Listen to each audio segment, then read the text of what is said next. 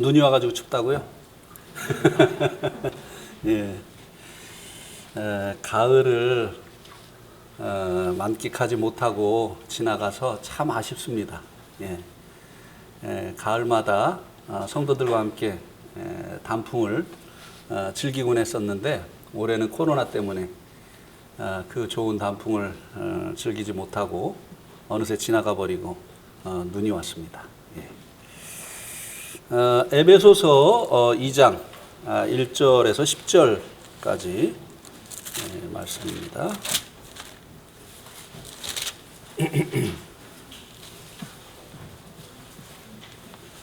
에베소서 2장 1절에서 10절.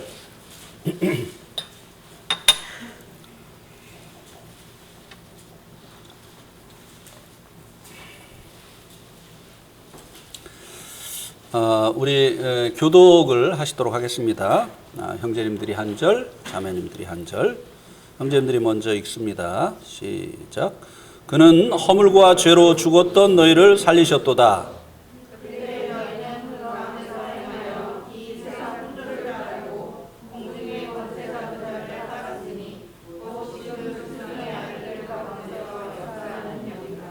전에는 우리도 다 그 가운데서 우리 육체의 욕심을 따라 지내며 육체와 마음에 원하는 것을 하여 다른 이들과 같이 본질상 진노의 자녀이었더니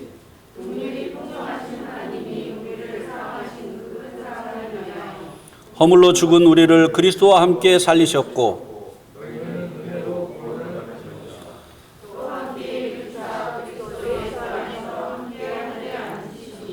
이는 그리스도 예수 안에서 우리에게 자비하심으로써 그 은혜의 지극히 풍성함을 오는 여러 세대에 나타내려 하심이라.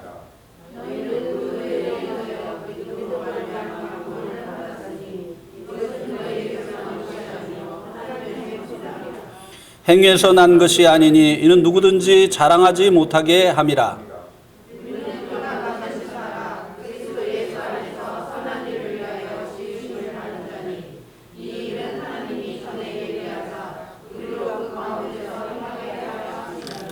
네.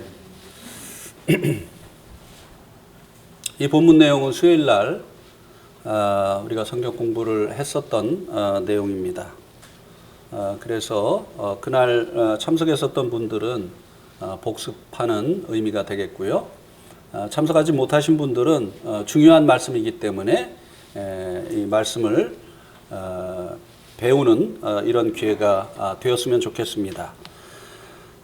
오늘 이 본문 말씀을 가지고 나눌 말씀의 제목은 5절에 있는 대로 우리를 그리스도와 함께 살리셨고입니다. 오늘 말씀이 죽은 자를 살리신 것으로 나타난 하나님의 사랑과 능력으로 말미암는 구원에 대해서 말씀해 주시고 있습니다. 5절에서 구원을 죽은 자를 살리는 것이라고 정의해 주고 있습니다. 구원은 생명을 얻는 것입니다. 죽은 자가 생명을 얻는 것입니다. 그리스도를 영으로 소유함으로 영생을 얻는 것을 의미하는 것입니다. 1절에서 3절 말씀은 구원을 얻기 전에 이방인과 유대인의 상태에 대해서 말씀을 해주고 있습니다. 2절은 이방인의 상태에 대해서 말씀을 1절은 이방인과 유대인 전체의 상태를 말씀해주고 있는데요. 그는 허물과 죄로 죽었던 너희를 살리셨도다. 이방인이든 유대인이든 모두 허물과 죄로 죽어있는 상태에 있었다고 하는 것입니다. 그래서 이제 2절에서는 이제 너희라고 하는 이 에베소서를 받아보고 있는 이방인들이 구원받기 전에 그 상태가 어떠했는가에 대해서 구체적으로 말씀을 해주고 있습니다. 그들의 상태는 공중 권세 잡은 자를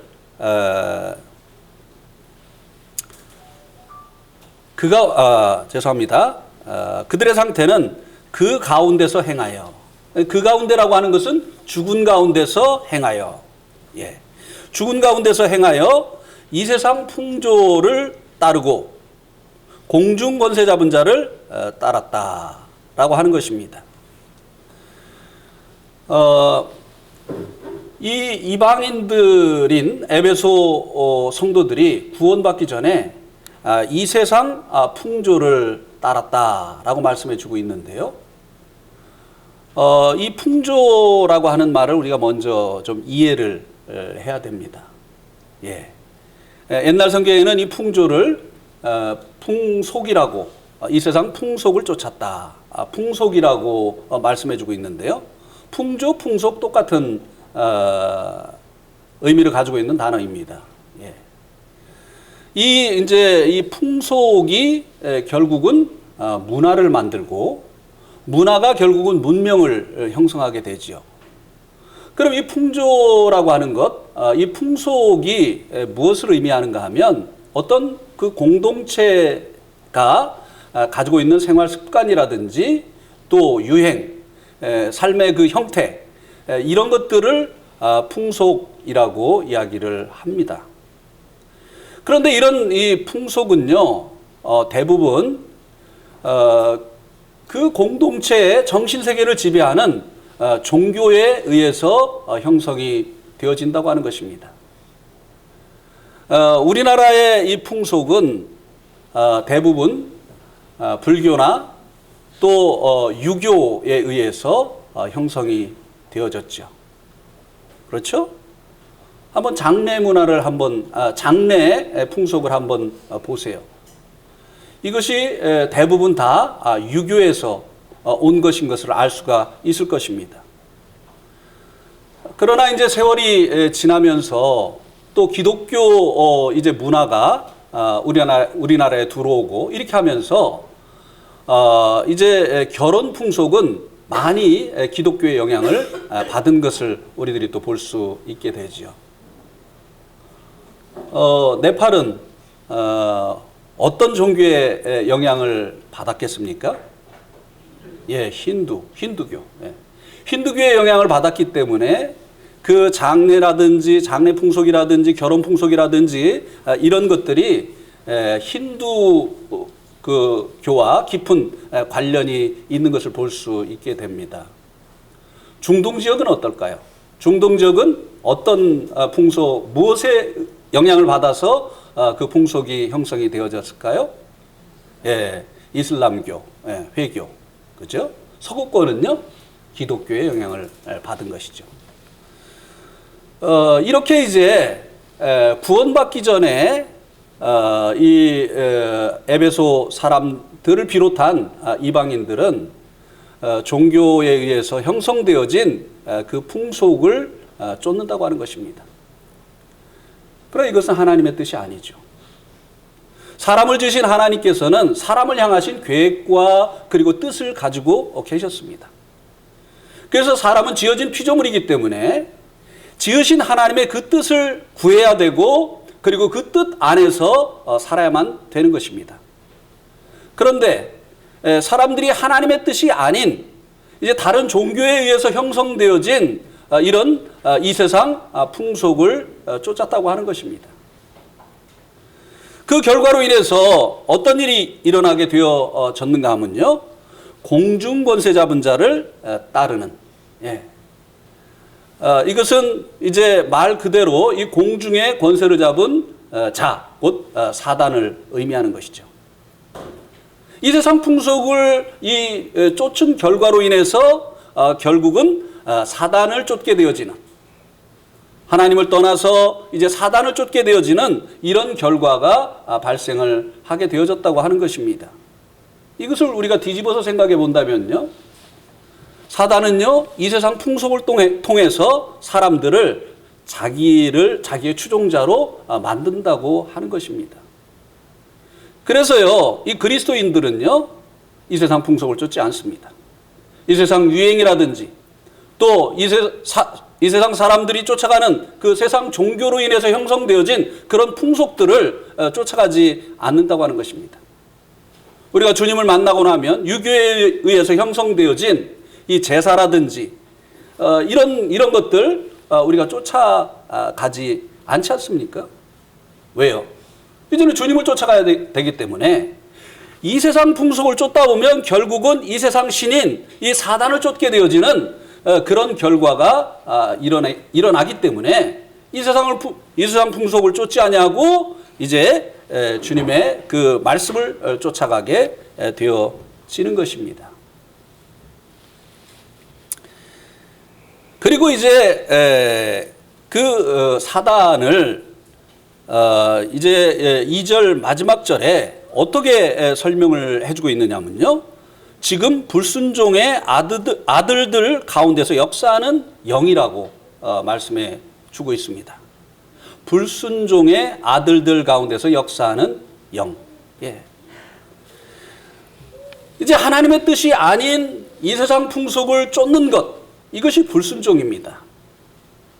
하나님께서 지으신 이 피조물인 인생들이 하나님께서 자신을 지으신 그 목적을 따라서 존재해야 되는데 하나님의 뜻을 좇아서 살아야 되는데 그 하나님의 뜻에 대해서 불순종하고 이 세상 풍속을 쫓는 것, 이것이 바로 불순종이고 사람들이 이렇게 하도록 사단이 이 세상 풍속을 통해서 역사를 한다고 하는 것입니다. 일을 한다고 하는 것이에요. 그래서 이제 과거에는 이제 이 종교에 의해서 형성되어진 이 세상 풍속을 사람들이 쫓았습니다만 이제는 세월이 바뀌었죠. 예.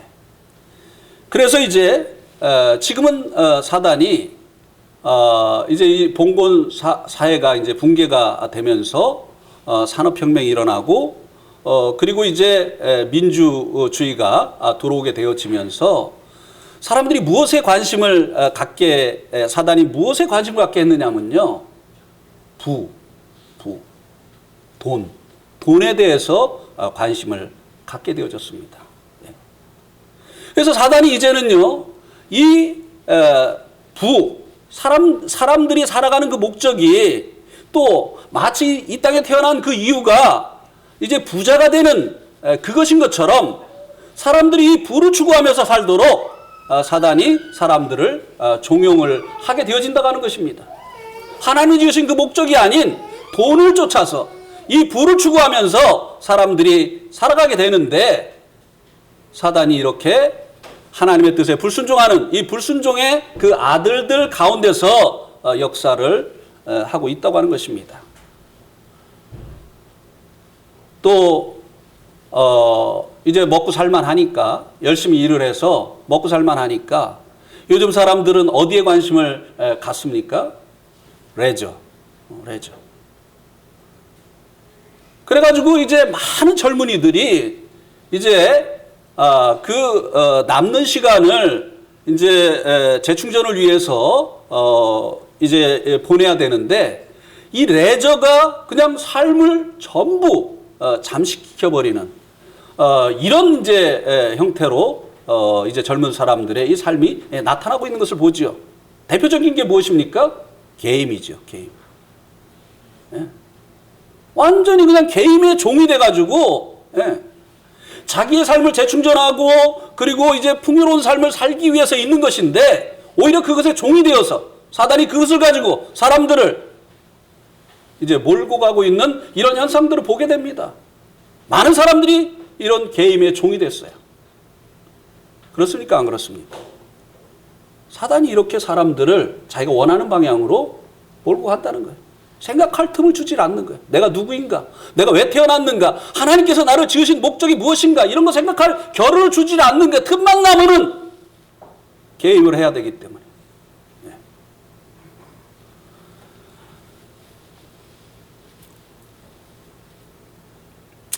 어떤 사람들은 이제 그 명예,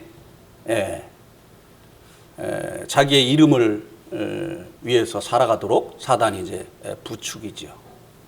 그래서 사람들에게 자기의 이름을 각인시키려고 뭐 유튜브다, 페이스북이다 이런 데다가 뭐 자기 나름대로 사람들의 이목을 끌만한 이런 이제 동영상들을 올려가지고 말이죠. 계속 그 조회수 살펴보고 이렇게 하면서 시간을 온통 거기에다 다 보냅니다. 아예 그냥 유튜브 조회수가 올라가면 광고가 붙잖아요. 그럼 광고 수입이 온단 말이죠. 그래가지고 이게 완전히 직업이 된 사람들이 있어요. 사단이 사람들을 이 세상 이 풍속, 이 세상의 유행이라든지 또 이 세상 사람들이 그 관심을 가지고 추구하는 이런 것들을 가지고 자기가 원하는 방향으로 사람들을 몰아가고 있다고 하는 사실입니다. 이게 이제 이방인들이 구원받기 전에 삶을 살아가는 그 방법이죠. 그 다음에 이제 3절에서는요, 유대인들이 구원받기 전에 그 죽어 있을 때 그 모습을 보여주고 있는데요. 전에는 우리도 다 그 가운데서 행하여. 그 가운데서가 뭡니까? 이제 하나님께 대해서 불순종하는 가운데. 지으신 하나님의 뜻이 무엇인지 관심도 갖지 아니하고 그냥 자기가 원하는 것을 하면서 살아가는 이것을 이제 불순종, 또 죽음 가운데서 유대인들도 마찬가지였다고 하는 것입니다. 하나님의 그 율법을 받은 하나님의 뜻을 부여받은 유대인들도 다 그 가운데서 살기는 마찬가지였다고 하는 것입니다. 그래서 유대인들은 그럼 어떻게 살았느냐? 육체의 욕심을 따라 지냈다고 하는 것입니다. 욕심에 매여서 살았던 거예요. 그 육체 욕심, 죄의 본성으로 말미암은 이 욕심을 쫓아서 그들이 살아갔다고 하는 것입니다. 여기서 말씀해주고 있는 육체는 몸을 얘기하는 것이 아니죠. 영적인 것과 대비되어지는 이 죄로 말미암는 이 본성을 이야기를 하는 것입니다. 사람의 본성 속에는요, 끝없는 이 욕심이 있습니다. 아무리 가져도 만족하지 않고, 아무리 유명하게 되어도 그칠 줄 모르고, 아무리 이제 재미있어도 더 재미있는 것을 추구하는 이 끝없는 이 본성 속에 이 욕심이 있다고 하는 것입니다. 그래서 이 욕심으로 사는 이 사람들은요, 만족감이 없어요.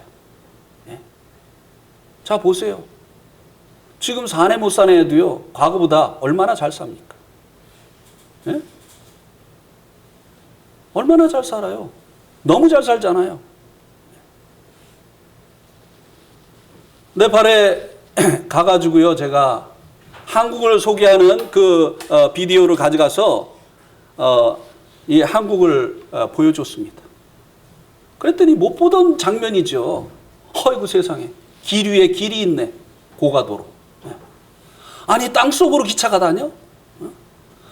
그리고 막 길이 막 이렇게 뺑뺑뺑뺑뺑 막 이렇게 돌고, 야, 건물이 도대체 이게 몇 층이야? 차에서 어떻게 매연이 안 나와? 다른 세계죠. 얼마나 잘 살게 되어졌습니까? 그런데 정말 그 못 사는 네팔 사람들 마음에 있는 그 여유로움, 그 여유로움이 잘 사는 한국에 사는 사람들의 마음속에 있습니까? 남을 생각하고 배려할 줄 알고 다른 사람 입장에서 생각을 하고 이런 어떤 여유로움이 있느냐고 하는 것이에요. 이 욕심은요, 아무리 좋아지고요, 아무리 부자가 되고 아무리 많이 가져도 아무리 유명하게 되어도 만족하지 못합니다. 끝이 없어요. 지금보다 더 잘 살면 뭐 하겠습니까? 옛날에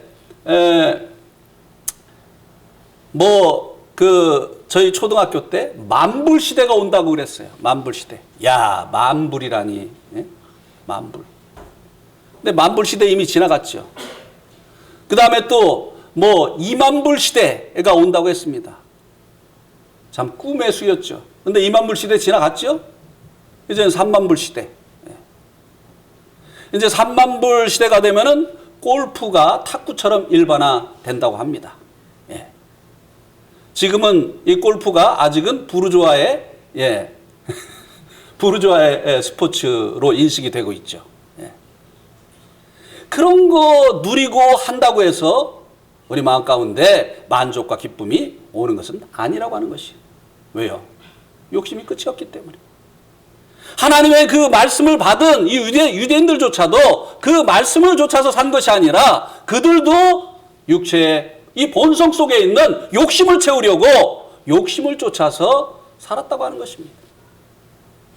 하나님의 말씀은 무엇을 위해서 그들이 이 율법을 가르치고 배웠다고 말씀해주고 있습니까? 우리 한번 로마서 2장 말씀을 한번 보시기 바랍니다.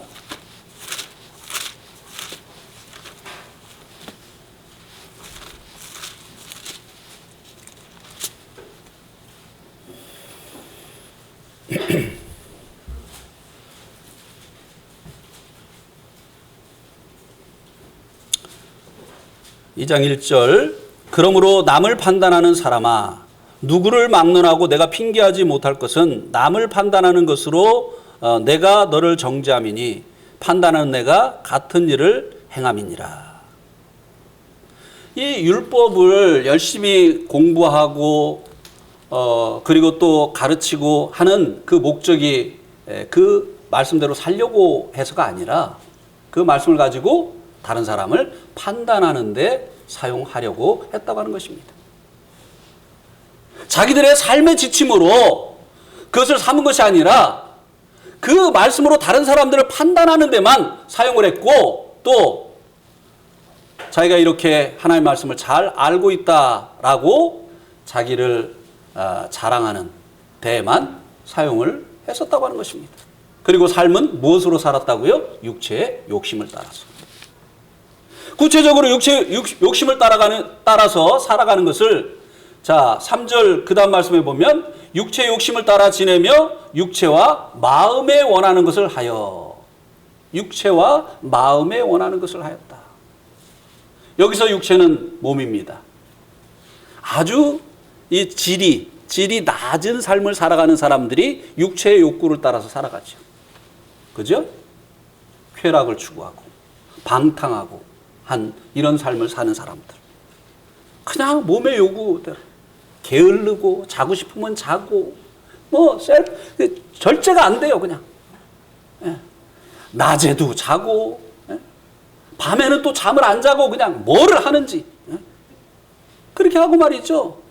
그냥 몸이 원하는 대로 그냥 그렇게 사니까 이게 아주 그 저질적인 이런 삶을 살아가게 되는 거죠. 근데 그것보다 약간 수준이 높은 사람들이 무엇의 요구를 따라서 산다고요? 마음. 나는 마음 가는 대로야. 나는 내 마음이 가야지 마음이 안 가는 일은 나는 안 해. 마음 가는 대로. 이 사람은 그래도 육체의 그 요구를 마음으로 절제하기도 하지요. 아침에 일찍 일어나기도 하고 또 그냥 너무 많이 먹다 보면 살이 찌니까 운동을 해서 살도 빼고 사람들이 보면 제법 절제할 줄 아는 이런 사람으로 보이죠. 그런데 그도 역시 하나의 뜻을 추구하는 것이 아니라 자기 마음에 원하는 것을 추구하면서 하나님께 대해서 불순종하는 삶을 살아가기는 매 일반이라고 하는 것입니다. 그래서 다른 이들과 같이 이방인들과 같이 본질상 진노의 자녀였다고 하는 것입니다. 이 불순종은요 로마서 5장 19절에 보면 죄라고 말씀해 주고 있습니다. 죄는요 사람들을 고장나게 했어요. 그래서 죄라고 하는 의미는요 고장났다고 하는 이 영어 단어와 그 의미가 통합니다. 영어에 이제 죄가 sin이잖아요. 근데 고장났다고 하는 것이 out of order. 오더로부터 어떻게 해요? 아웃됐다. 원래 계획하고 명령하고 하였던 거기로부터 아웃돼 버린 거. 인간을 지으신 하나님께서 인간을 향하신 하나님의 그 계획이 있는데 거기로부터 벗어나 버렸다 이 말입니다. 그러면 원래 만들어진 그 목적대로 존재하지 않는 것은 가치가 있습니까? 없습니까? 없어요. 시간을 알려주지 못하는 시계에 가치가 있습니까? 네. 작동이 안 되는 스마트폰 가치가 있습니까? 없어요. 네. 컴퓨터도 마찬가지죠. 마이크도 마찬가지고. 네. 원래 만들어진 그 목적대로 이제 존재하지 않는 것은요 가치가 없어요. 그럼 어떻게 합니까? 버리는 거잖아요. 왜 하나님께서 이 하나님의 그 뜻을 쫓아서 살지 아니하고 이제 이 세상 풍속을 쫓고 그리고 또 자기의 육신과 또 마음에 원하는 대로 사는 이 사람들에 대해서 하나님께서 진노하시느냐? 그들이 고장난 인생이기 때문에. 그들이 이제 가치를 잃어버렸기 때문에 하나님께서 그들에 대해서 진노하신다고 하는 것입니다. 사람들이 볼 때 그들이 부자일 수 있어요. 나는 어떻게 하면 저렇게 부자가 될 수 있을까 하면서 사람들이 부러워하는 사람일 수 있습니다. 하나님의 진노의 대상이. 어떻게 하면 나는 저렇게 유명해질 수 있을까? 저 사람 말 한마디에 많은 사람들이 감동을 받기도 하고 자주우지하는 많은 사람들의 마음을 자주우지하는 어떻게 하면 나는 저런 사람이 될 수 있을까 하는 사람도 하나님 보실 때는 가치 없는 진노의 자녀일 수 있다고 하는 것입니다. 예. 우리가 전에는 그 가운데서 살았잖아요. 그죠? 예. 우리도 하나님의 이 진노의 자녀였습니다. 예. 그런데 이제 하나님께서 4절에 보면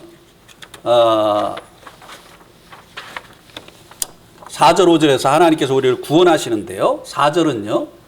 구원의 근거에 대해서 말씀을 해주고 있습니다. 4절 말씀해 보니까 긍휼이 풍성하신 하나님이 우리를 사랑하신 그 큰 사랑을 인하여. 자, 하나님이 이렇게 쓸모없이 되어진 우리들을 구원하시려고 계획을 하셨는데요. 이렇게 쓸모없는 자들을 구원하시려고 계획하신 그 근거가 어디에 있느냐? 하나님의 긍휼이라고 하는 것입니다. 예. 긍휼이라고 하는 것은 불쌍히 여기신 거예요. 예. 하나님께 길에서 먹을 것이 없어서 구걸하는 그 사람들에게 다른 사람이 무엇을 줘야 될 의무가 있습니까? 없습니까? 없어요. 그죠? 없어요. 그런데 왜 그 사람에게 도움을 줍니까? 무엇 때문에? 불쌍히 여기는 마음 때문에. 그죠? 이 주는 것은 뭐냐면은 은혜를 베푸는 거예요. 그죠? 은혜를 베푸는데 이 은혜는 어디서부터 나오느냐? 긍휼에서부터 나온다고 하는 것입니다. 하나님께서 이제 못쓰게 되어진 하나님이 계획하신 것으로부터 빗나가 버린 이 못쓰게 되어진 우리들을 구원하시려고 계획을 하셨는데 그 구원의 근거가 무엇이냐? 우리를 불쌍히 여기신 하나님의 그 긍휼에서 출발했다고 하는 것입니다. 우리가 구원받아야 될 이유가 있어서가 아니에요. 구원받아야 될 이제 어떤 구석이 보였기 때문이 아닙니다. 하나님께서 긍휼에 풍성하신 분이시기 때문에 하나님의 긍휼에서 우리의 구원 계획이 시작이 되어졌다고 하는 것입니다. 이 긍휼에서 무엇이 나왔다고요? 하나님의 사랑. 그런데 이 하나님의 사랑이 어떤 사랑이라고요? 큰 사랑. 큰 사랑.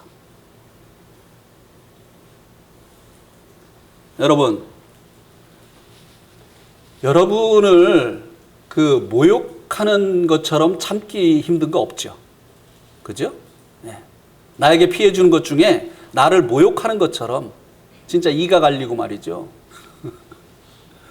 진짜 참기가 진짜 막 이러면서 말이죠. 막 온도가 올라가잖아요. 그죠? 그때 이 열체크하면 안 돼요. 네. 막 37도, 38도 막 올라갑니다. 예, 예. 막 모욕을 당했을 때. 예.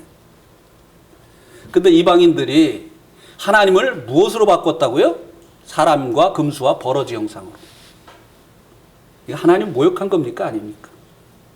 모욕을 해도요, 한참 모욕을 한 거예요. 예. 아니, 자기를 지으신 하나님을 자기가 이런 모양으로 만들어 놓고 이걸 하나님이라고 하니, 하나님을 얼마나 이것이 업수여긴 것이고, 하나님을 모욕한 것이냐고 하는 것이. 하나님의 사랑이 얼마나 큰가를 알게 해주는 것이 무엇인가 하면요, 그 사랑을 받은 자들이 얼마나 타락한 자들이었는가.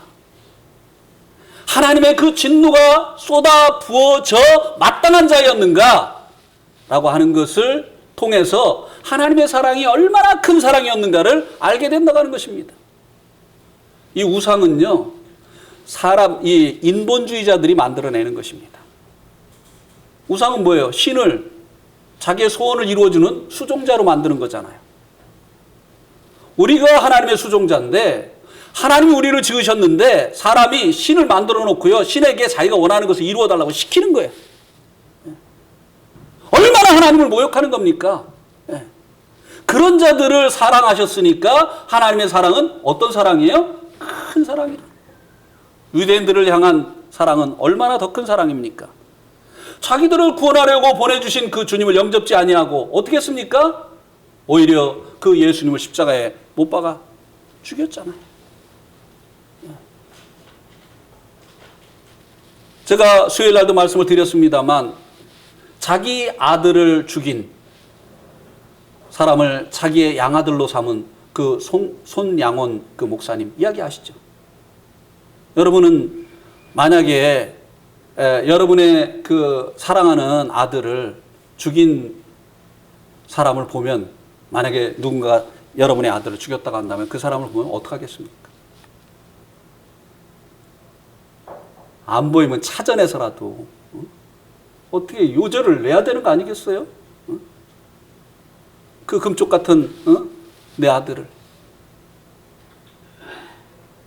그런데 자기 아들을 죽인 그 사람을 자기의 그 양아들로 만들었잖아요.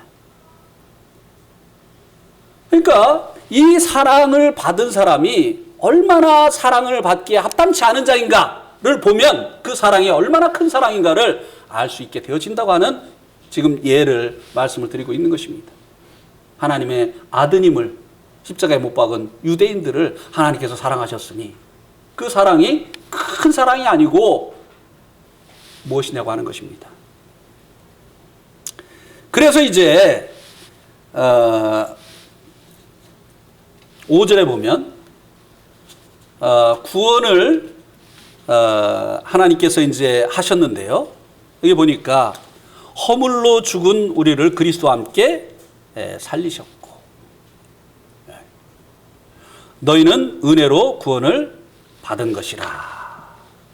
예, 구원은요, 죽은 자가 살림을 받는 것입니다. 예. 자, 죽음이 뭐라고 했죠? 제 핸드폰 좀 주세요. 핸드폰. 죽음이 뭐라고 했죠?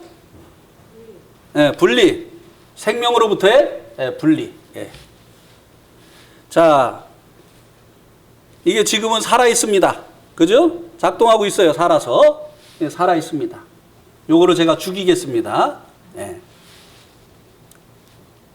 죽어라. 아, 얘가 잘 안 죽어요. 이 삼성이 잘 안 죽어요, 이게. 이게 어떻게 죽여야 돼? 네. 전원 끄기. 이것의 이제 생명의 근원이 뭐죠? 이 핸드폰의 생명의 근원이 뭐죠? 배터리. 그러면 이 죽이는 건 어떻게 하는 거예요? 배터리와 이 기기를 분리시키는 거예요. 그죠? 배터리와 이 기기 사이에다가 뭐를 쑥 집어넣으면 이게 이제 분리가 되는 겁니다. 분리. 죽었어요, 이거. 안 돼요, 이제. 안 돼. 죽었어요. 이 죽음은 분리예요. 우리가 죄로 인해서 하나님과 분리되었었죠. 그러니까 이제 아무 작동을 하지 못하잖아요. 그죠? 그러니까 우리가 이 죄로 인해서 이제 이렇게 하나님과 분리되어 있을 때는요, 우리의 영이 원래 그 기능을 이제 발휘할 수가 없었습니다. 우리의 영이 죽었죠. 이 영은요, 하나님과 이제 관계할 수 있는 그런 하나님이 만들어 놓으신 기관입니다. 이 보이는 세계와 우리가 이제 관계할 수 있는 5가지 기관이 있죠. 자, 눈으로 보고, 그 다음에 귀로 듣고, 청각, 그 다음에 코로 냄새 맡고, 후각, 그 다음에 피부로 느끼고, 촉각, 그 다음에 입으로 맛보고, 미각. 눈으로 보는 건 시각. 이렇게 5가지의 이 기관이 있잖아요. 그런데 이것은 다 이 세상 것과 이제 접촉하는 기관입니다. 그런데 보이지 않는 하나님과 접촉하고, 그리고 그 하나님과 교제하고 하나님의 뜻을 알 수 있는 이 기관이 뭐라고요? 하나님이 우리 안에 지어놓으신 영이라고 하는 거예요. 근데 이 영이 죄로 인해서 죽게 됐어요. 그러니까 이 죄로 인해서 죽어있는 상태에서는요, 하나님과 교제가 됩니까? 안 됩니까? 안 돼요. 그러니까 하나님의 뜻을 알아요? 몰라요? 몰라요. 내가 왜 태어났는지, 내가 누구인지, 어떻게 살아야 되는지 모르니까 세상 풍속을 쫓아가는 거예요. 또 때로는 자기의 육체가 원하는 대로 사는 거예요. 또 자기 마음 가는 대로 이렇게 사는 겁니다. 영이 죽어서 하나님과 교제가 안 되니까, 하나님의 뜻을 알 수가 없으니까. 자, 영이 죽었으면 하나님을 예배할 수 있습니까? 없습니까? 없어요. 자, 우리 한번 요한복음 4장 24절을 한번 보시겠습니다. 요한복음 4장 24절.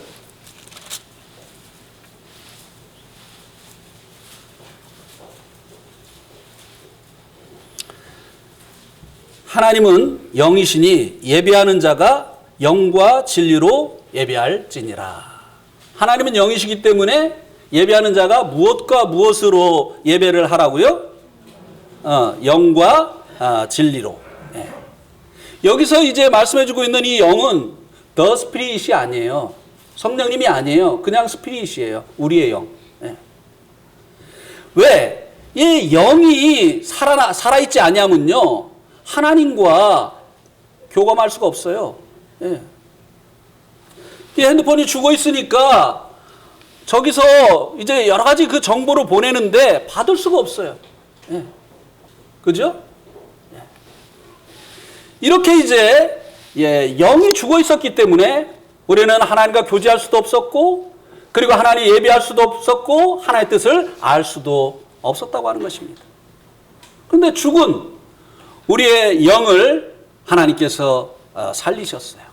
자, 살리는 것은 어떻게 살리는가 한번 또 봅시다. 제가 얘 살리겠습니다.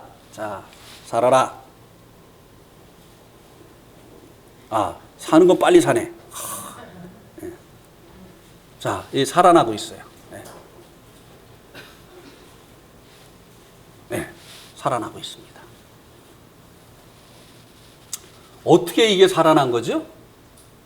어떻게 살아났죠? 죽음이 분리라면 생명은 뭐예요? 연합이에요. 연합. 죄로 끊어졌던 하나님과의 관계가 어떻게 된 거예요? 회복된 거예요. 회복된 거예요. 어떻게 해요?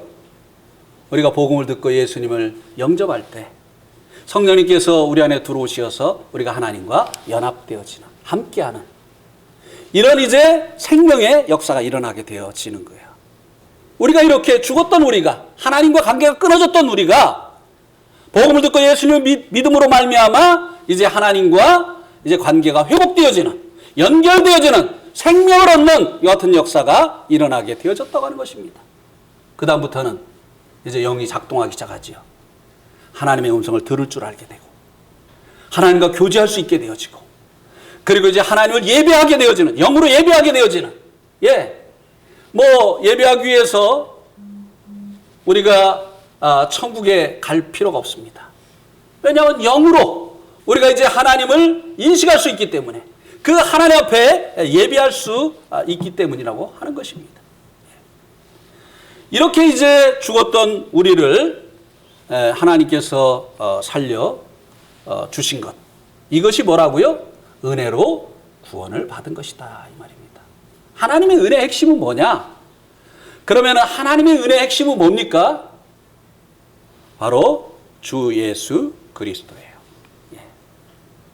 죄사함의 지식이 아니라 바로 우리가 영접해야 될 주님으로, 그리고 이제 우리의 구원자로, 성경에 약속하신 그 메시아로 우리가 영접해야 될 바로 예수님. 그분이 바로 하나님께서 우리를 구원하시려고 베푸신 은혜라고 하는 것입니다. 그래서 우리가 은혜로 구원받았다고 하는 것은 어떤 지식으로가 아니라 예수님으로 인해서 우리들이 구원을 받았다고 하는 것입니다. 하나님과 결합되어졌다고 하는 것입니다. 하나님과 연합되어졌다고 하는 것입니다. 놀라운 일이죠. 예. 그래서 이제 어떤 결과가 일어났는가를 6절 말씀이, 이제 예수님과 우리가 연합되어짐으로 인해서 어떤 결과가 일어났는지를 6절 말씀이 우리들에게 말씀해 주고 있습니다. 6절 말씀 보세요. 또한 함께 일으키사. 예. 죽었던 우리를 죽으신 주님께서 부활하신 것처럼 이제 죽었던 우리를 살려주셨죠. 그것을 함께 일으키사. 그 다음에 어떻게 했다고요? 그리스도 안에서 함께 어떻게 했다고요? 하늘에 앉히셨다. 우리의 신분이 상승됐어요. 자, 이것은 에베소서 그리스도 안에서 되어진 일이니까 에베소서 1장 20절과 관련이 있습니다. 에베소서 1장 20절. 한번 보세요. 그의 능력이 그리스도 안에서 역사하사 죽은 자들 가운데서 다시 살리시고 하늘에서 자기의 오른편에 앉히사. 주님의 부활과 그리고 승천에 대해서 말씀해주고 있죠. 주님께서 이제 죽은 자 가운데서 그 능력으로 이제 죽음을 이기시고 부활하셨을 뿐만 아니라 하늘에 오르셨습니다. 그래서 하나님 오른편에 앉으셨습니다. 그죠? 네. 가장 높은 곳에 주님께서 있게 되셨다고 하는 것입니다. 우리를 이제 주님 안에서 생명을 얻게 하시고 그리고 하늘에 앉히시는, 가장 높은 곳에 우리를 앉히시는 이와 같은 일이 이루어지도록 하셨다고 하는 것입니다. 이게 구원받은 결과예요. 주님과 연합되어진 결과라고 하는 거예요. 여러분,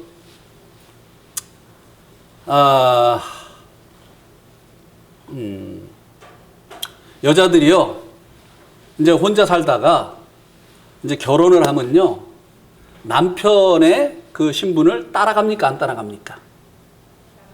우리 그 임실로 간 김주경 자매는 누구의 부인입니까? 네, 함대위의 부인이에요. 그죠? 네. 이제 이 함대위가 소령이 되면 함소령의 또 부인이 되는 거예요. 네. 아내는요, 남편과 결혼하고 나면, 결합하고 나면 남편의 그 신분을 따라가는 것이에요. 그죠? 네. 또 뭐 우리 사장님 계신가? 우리 고 사장님. 아니에요? 뭐 개인이 하는데, 우리 이봉영 사장님. 네. 이봉영 사장. 이봉영 형제님이 사장이니까 정선은 자매님은 어떻게 되는 거예요? 사장님의 아내가 되는 거예요. 센터장? 네. 이렇게 우리가 주님과 결합이 되니까요, 주님 안에서 우리가 함께 일으키심을 얻고 함께 어떻게 됐다고요? 하늘에 앉힌바 되어졌다고 하는 것이에요. 예. 이게 얼마나 놀라운 일이에요. 예. 이게 은혜가 아닙니까? 우리가 애써서 그 높은 곳에 오른 것입니까? 애쓰고 노력해가지고 우리가 한 칸씩 한 계단씩 밟아 올라가가지고 결국은 거기까지 이른 것입니까? 주님 안에서 우리가 그냥 주님과 함께 신분이 한 번에 이제 올라간 거예요. 그래서 우리 한번 계시록 20장 6절 말씀을 한번 보시겠습니다. 계시록 20장 6절.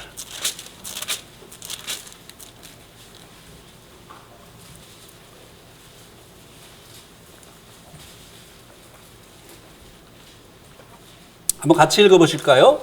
계시록 20장 6절 시작.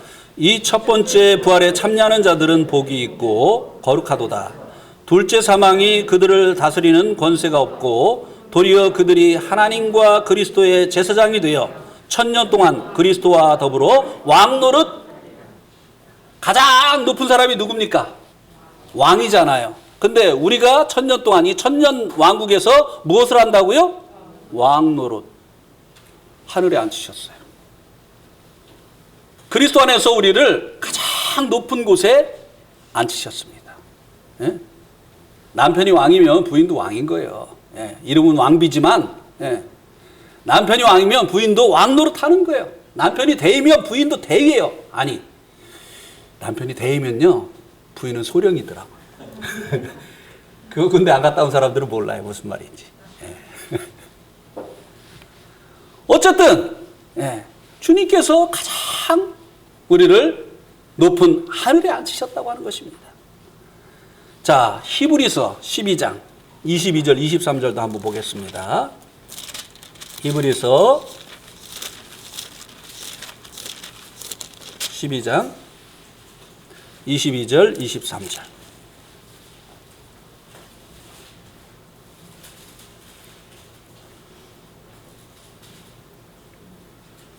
그러나 너희가 이른 곳은 시온산과 살아계신 하나님의 도성인 하늘의 예루살렘과 천만 천사와 하늘에 기록된 장자들의 모임과 교회와 만민의 심판자이신 하나님과 및 온전하게 된 의인의 영들과. 여기 23절에 보면요, 교회 앞에 장자들의 모임과 교회라고 했습니다. 근데 이제 킹제임스 번역에 보면 장자들의 모임인 교회라고 말씀해주고 있어요. 이 교회는요, 장자들의 모임이라는 거예요. 하나님의 장자. 원래 하나님의 장자는 누구였죠? 마다들은 누구였죠? 예수님. 그런데 우리가 그리스도 안에서 어떻게 됐어요? 같이 장자가 된 거예요. 맞습니까? 네. 가장 하나님의 유력한 상속자가 되어졌다 이 말입니다. 예. 그러니까 이 천년 왕국도 하나님께서 우리에게 상속해 주실 것이고, 그래서 이제 천년 동안 왕노릇하게 되어질 것이고, 하나님 나라도요 장자 되어진 우리에게 하나님께서 상속해 주실 것이라고 하는 것입니다. 말씀을 믿어야 돼요. 안 믿으니까 이런 놀라운 하나님의 은혜가 약속되어 있는데도요 그냥 기가 죽어서 사는 거예요. 그냥 걱정하고 근심하고 이렇게 하면서 사는 것입니다. 말씀을 믿으면요 정말 가슴이 뛰지 않겠어요? 이야, 하나님께서 우리를 이렇게 높여주셨구나. 잠깐 사는 세상 말단 대류 살면 어때요? 아, 진급 안 되면 어떻습니까? 우리가 천년 동안 왕노릇 할 건데, 천국에서는 우리가 이제 서로 왕노릇하게 되어질 것인데, 잠깐이요, 잠깐. 보이는 것은 잠깐이고, 보이지 않는 것은 어떻게 하다고요? 영원하고. 근데 육신적인 성도는 보이는 것은 영원하고, 그거는 이제 나중 일이고, 지금 내가 이 땅에서 살고 있지 않느냐 이거죠. 얼마나 산다고요? 저도요, 제가 계속 젊을 줄 알았어요. 근데 요즘은 가끔 죽음을 생각합니다. 그래가지고 옛날에 후일에 장막 그칠 때 이런 찬송 부르면요 별로 은혜가 안 됐는데요, 요즘은 내 노래 같아요. 그날이 나에게도 다가오고 있구나. 잠깐 갑니다. 우리 인생이요 잠깐이면 가요. 그런데 하나님께서 우리를 위해서 예비해 놓으신 영원한 이 삶이 있다고 하는 것입니다. 근데 거기에서 우리의 신분을 얼마나 하나님께서 상승을 시켜 놓았느냐? 하늘에 앉히셨다는 거예요. 하늘에. 예.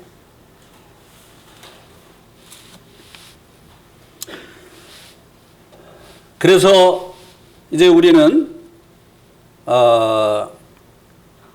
위의 것을 찾는 삶을 살아야 되는 것입니다. 하나님께서 우리를 구원하신 그 목적을 쫓아서 이제는 살아야 되는 거예요. 구원받은 거 감사하고 또 하나님께 영광을 돌리고 물론 그렇게 해야 되지만 하나님께서 우리를 구원하신 목적이 있잖아요. 그죠? 우리가 학교에 입학하면 학교에 입학한 이유가 있잖아요. 근데 입학이 졸업장인 줄 알고 입학식 해놓고 그 입학한 자기가 그 이유에 합당한 학교 생활을 안 한단 말이죠. 예. 하나님께서 우리를 구원하신 데는 목적이 있다고 하는 것입니다. 그것을 이제 7절에서 이제 10절까지 해서 말씀해 주고 있습니다. 자, 7절에서는 이제 구원하신 그 목적을 뭐라고 말씀해 주고 있습니까? 이는 그리스도 예수 안에서 우리에게 자비하심으로써 그 은혜의 지극히 풍성함을 오는 여러 세대에 나타내려 하심이라. 예. 하나님의 그 자비하심으로써, 이 자비가 이제 긍휼과 똑같은 말인데요. 자비하심으로써 그 은혜의 지극히 풍성함을 오는 여러 세대에 나타내시기 위해서 우리를 은혜로 구원해 주셨다고 하는 것입니다. 예. 우리들을 통해서 하나님이 얼마나 은혜가 풍성하신 분인지, 하나님께서 얼마나 자비로우신 분인지가 이제 나타나지기를 원하시어서 하나님께서 우리를 구원해 주셨다고 하는 것입니다. 여러분 그 옛날 살인마 그 이름이 뭐죠? 군대에서 고재봉. 그 이름이 그렇게 생각이 안 나가지고 감사합니다. 예. 예, 고재봉이라는 사람이 있었는데요. 이 사람이 휴가를 갔다가 이제 그 군대에 돌아와야 될 시간이 이제 넘어서 이제 돌아오려고 하다 보니까 이제 정문으로 못 들어온 거예요. 담을 넘어서 들어왔어요. 그런데 이제 그 중대장님이 그 시간이 늦게 들어온 것을 이제 봐주질 않고 헌병대에다가 연락을 해가지고 이 사람이 이제 감옥살이를 아닌가 보다. 아니죠. 박창 이거는 다른 사람 얘기 같은데. 네? 그게 아니라 넘어오다가 술이 거나하게 채가지고 담을 넘어오다가 그 관사 있는 쪽으로 넘어오다 보니까 이제 그 장교들 그 숙소에 그 자기 이제 중대장 숙소에 반딱반딱하는 이제 자기들은 그런 군화를 못 신는데 그 군화가 이제 놓여 있는 거예요. 그래가지고 늦게 오는 주제에 그것까지 훔쳐가지고 이제 들어온 거예요. 그래가지고 늦게 들어온 것도 괘씸한데 자기 군화까지 훔친 사람이 바로 고재봉이라는 것을 알고 헌병대에다 신고를 해가지고 감옥살이를 하게 된 겁니다. 여러분 혹시 군대 감옥 가보신 분 계십니까? 전 가봤어요. 네. 가봤는데 참 비참하더라고요. 감옥에서 하는 게 뭐냐면요. 그냥 고생하는 거예요. 그냥 앉아있게 하질 않아요. 어떨 때는 철창에 매달려서 1시간 이상을 있으라고 하고 말이죠. 하루 종일 무릎 꿇고 있게 하고 막 괴롭히는 거예요. 막. 그러니까 막 이 군대 감옥은요 정말 죽고 싶은 거예요. 그래서 다시는 죄 짓고 싶은 생각을 안 들게 만드는 겁니다. 그것도 계급이 높은 사람은요, 계급이 낮은 이 간수들에게 이런 고통을 당해야 되니까 모욕을 받는 거잖아요. 그래가지고 이 고재봉이 막 일을 바닥바닥 간 거야. 내가 나가기만 하면은 가만두지 않는다.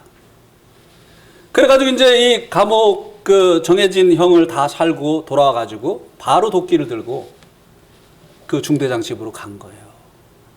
그래가지고 그 일가족 6명을 도끼로 다 살해를 했습니다. 근데 나중에 보니까 자기를 감옥으로 보냈던 그 중대장은 다른 데로 전출을 가고 다른 그 일가족을 죽인 거예요. 그러니까 고재봉이요 탈출을 하려고 또 도모를 하는 거예요. 그 중대장을 죽이기 위해서. 후회함이 없어요. 뉘우침이 없어요. 그냥 눈에 그냥 막 살기가 나는 겁니다. 그러던 이 고재봉이요 어느 날 이제 어떤 그 목사님을 통해서 성경을 전달받게 된 거예요. 그러니까 이 성경을 가져와 가지고 저 뺑기통이라고 하는 그 뺑기통 알죠? 그쪽에다 확 집어던진 거예요. 근데 그 앞에 딱 떨어졌는데 참 놀랍죠? 요한복음 3장이 딱 펴진 거예요. 볼일을 보다가 눈이 거기 딱 간 거야. 하나님이 세상을 이처럼 사랑하사. 죄인들은 하나님의 사랑을 생각합니까? 하나님의 심판을 생각합니까? 하나님이 두려운 분이거든요. 근데 하나님이 사랑한다고 하는 말이 써 있으니까 관심을 갖고요. 성경을 읽기 시작하다가 고재봉이가 예수님 만났어요. 그래가지고 다니면서요. 간증을 하고 다니고 내가 고재봉을 시다. 그러면 사람들이 그냥 바들바들 떠는 거예요. 이야, 저놈이 고재봉이구나. 응? 자기 중대장 일가족을 막 그냥 도끼로 무참하게 살해한 저 살인마구나. 근데 하나님께서 나 같은 자를 이제 천국에 올 수 있도록 불러주셨다. 사람들이 웃는 거예요. 그러면서 막 간증을 하면요, 많은 사람들이 하나님의 그 자비하심과 하나님의 그 은혜의 풍성하심을 깨닫게 되어지는 이런 역사가 일어났어요. 실제적으로. 마지막 이 형장의 이슬로, 이 고재봉이 형장의 이슬로 사라지기 전에 마지막으로 하고 싶은 말이 있냐고 하니까 있습니다. 하늘 가는 밝은 길이 내 앞에 있으니 찬송을 부르고 마지막으로 갔다고 합니다. 나는 이제 하나님께로 간다. 우리가 얼마나 주님을 만나기 전에 악한 자였는가를 간증하는 것은요, 하나님의 자비하심과 그리고 그분의 은혜가 얼마나 풍성한 것인가를 나타내는 바로 방법이라고 하는 것입니다.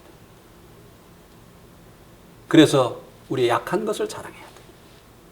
우리가 정말 악한 자였다고 하는 이 사실을 우리가 가감없이 드러내야 되는 것입니다. 그렇게 하게 되어질 때 하나님의 은혜가 사람들에게 이제 나타나게 되어지는 그런 결과가 일어나게 되어진다고 하는 것입니다. 하나님께서 이것을 위해서 우리를 구원하신 것이에요. 우리가 잘나서 우리가 사람들에게 인정받는 사람이었기 때문에 하나님께서 우리를 구원하신 것이 아니라 하나님의 은혜가 아니면 우리는 마땅히 하나님의 진노를 받고 멸망할 수밖에 없는 그런 자들이었기 때문에 하나님의 이 심판에 대해서 아무 변명을 할 수 없는 그런 흉악한 죄인들이었기 때문에 하나님께서 우리를 구원하셨다고 하는 이 간증, 이것을 위해서 여러분 기회 있을 때마다 사람들을 만나가지고 기회 있을 때마다 간증하세요. 내가 어떤 사람이었는지 아세요? 하면서 간증하세요. 기회 있을 때 잘난 척하고 뭐 자기가 이런 거 하지 말고요. 주님을 나타내려면, 주님의 은혜를 나타내려면 내가 하나님께 얼마나 합당치 않은 자였는가, 내가 얼마나 진노의 그릇이었는가, 이것을 말해야 된다고 하는 것입니다. 그 다음에 이제 8절 9절에서 하나님의 은혜로 말미암아 구원받은 것을 정리를 해주고 있습니다. 너희가 그 은혜로 말미암아 구원을 얻었나니 이것이 너희에게서 난 것이 아니요 하나님의 뭐라고요? 선물이라. 자, 구원은 여기 뭐라고 말씀해주고 있습니까? 하나님의 선물. 여러분, 이 선물하고 이 공짜로 주는 거하고 차이가 있습니까? 없습니까? 여러분, 이 선물하고 공짜로 주는 거하고 차이가 있습니까? 없습니까? 없어요? 선물은 귀한 걸 줍니까? 공짜처럼 이렇게 깨평으로 주는 거.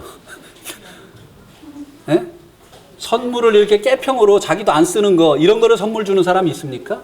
그 사람 나쁜 사람이에요. 선물을 자기도 안 쓰는 거 주는 사람은요, 나쁜 사람이에요. 하나님이 우리에게 구원을 선물로 주시려고 얼마나 큰 대가를 치르셨습니까? 선물의 가치는요, 그 선물을 구입하기 위해서 투자하는 그 비용과 비례합니다. 그렇습니까? 안 그렇습니까? 귀한 선물은요, 많은 값을 치러야만 돼요. 그죠? 예. 여러분, 누군가에 선물하려면요, 귀한 걸 선물하세요. 나도 안 쓰는 거를 선물이라고 주는 사람들 나쁜 사람들이에요. 그건 하나님의 은혜를 모르는 사람들이에요. 구원이 하나님의 선물이라고 하는 이 의미를 구원이 공짜다 이런 식이니까 그렇게 사는 거예요. 하나님이 우리에게 구원을 선물로 주시기 위해서 얼마나 큰 대가를 지불하셨습니까? 어떤 대가요? 아들을 죄값으로 내어주시는 이 대가를 지불하셨어요. 선물은요, 그 공짜, 개평 이거 아니에요. 선물은 너무나 귀한 것입니다. 그러나 우리가 대가로 얻지 않았죠. 예. 물론 거저 얻었습니다. 그러나 이 선물은요, 너무너무 귀한 것이라고 하는 것입니다. 하나님께서 이 베푸신 이 은혜로 인하여서 우리가 이렇게 귀한 이 구원이 얼마나 귀합니까? 그죠? 마땅히 하나님의 진노를 받아야 했던 우리들이 하나님의 사랑을 입게 되어지고 하나님의 자녀가 되어지고 상속자가 되어지고 또 하나님을 예배할 수 있는 제사장들이 되게 하시고 또 세상을 통치할 왕들이 되게 하시고 얼마나 놀라운 이런 하나님께서 은혜를 베풀어 주셨느냐고 하는 것입니다. 구원이 참으로 놀라운 것입니다. 그래서 이제 이런 것을 하나님께서 거저 주셨는데요. 이것이 행위에서 난 것이 아니라는 것입니다. 그 이유가 무엇이라고요? 9절에 이는 누구든지 자랑치 못하게 하려 함이라고 하는 것입니다. 자랑치 못하게 하려. 하나님께서요 정말 싫어하시는 게 있습니다. 그게 뭡니까? 자랑하는 거예요. 하나님이 정말 기뻐하시는 게 있습니다. 그게 뭡니까? 감사하는 거예요. 네. 은혜로 구원받은 사람들의 그 특징이 무엇입니까? 감사합니다. 감사합니다. 감사합니다. 이 큰 구원을, 이 귀한 구원을 하나님께서 거저 주시다니요. 이건 너무나 귀한 겁니다, 하나님. 네. 하나님이 엄청난 값을 지불하시고 저에게 주신 이건 너무나 귀한 것입니다. 감당할 수가 없습니까? 없습니다. 네. 이런 감사, 이것을 하나님께서 원하시는 것이죠. 예. 그 다음에 이제 마지막으로 10절에서는 구원받은 그 목적을 이렇게 정리해 주고 있습니다. 우리는 그가 만드신 바라 그리스도 예수 안에서 선한 일을 위하여 지으심을 받은 자니 이 일은 하나님이 전에 예비하사 우리로 그 가운데서 행하게 하려 하십니다. 무엇을 위해서 하나님께서 우리를 예비하셨다고요? 이 말은 하나님께서 우리를 구원해 주신 목적이 바로 이것이라고 하는 것입니다. 무엇을 위해서요? 선한 일, 선한 일. 선한 일은 이 에베소서에서 나타난 이 선한 일은 무엇입니까? 만물 안에서 만물을 충만케 하시는 것. 네. 그죠? 네. 만물 안에서 만물을 충만케 하는 것. 그리고 이를 위해서 하나님께서 우리를 무엇을 삼으셨다고요? 기업을 삼으셨어요. 기업은 유업이라고 말씀을 드렸죠? 자, 제 동생이 이제 아버지에게 지금 이제 유업을 받고 있습니다. 상속을 받고 있어요. 그러면 이 상속을 받으면 상속받은 것으로 무엇인가를 하잖아요. 얘는 지금 뭘 하려고 하느냐면은 집을 지으려고 하고 있어요. 아버지께 상속받은 것을 가지고 이제 집을 지으려고 하고 있습니다. 하나님의 유업인 우리들을 통해서 하나님이 무엇을 하시기를 원하신다고요? 만물 안에서 만물을 충만케 하는 일. 하늘에 있는 것이나 땅에 있는 것이 그리스도 안에서 통일되는 일. 이 일을 위해서 하나님께서, 이 선한 일을 위해서 하나님께서 우리를 구원하셨다고 하는 것입니다. 우리를 기업 삼으셨다는 거예요.